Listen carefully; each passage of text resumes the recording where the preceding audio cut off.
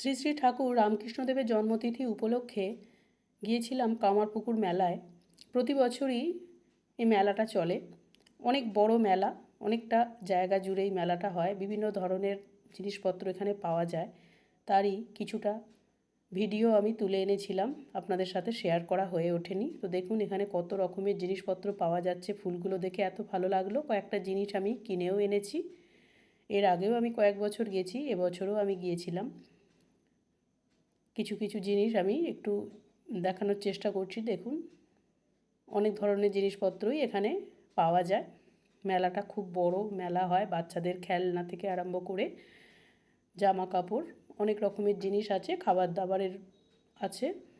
আর এখানে একটা মন্দির আছে কালী মায়ের, সেটাই দেখাই চলুন। আমরা এখন যাচ্ছি মন্দিরের কাছে। মা কালীর মন্দির আছে। আর এখানে দেখুন বাচ্চাদের খেলনার জায়গা রয়েছে, খেলা। এখানে খাবারের দোকান আছে। এখানে আরও কত রকমের জিনিসপত্র এখানে বিক্রি হচ্ছে দেখুন। আর এই হলো মায়ের মন্দির। জয় মা।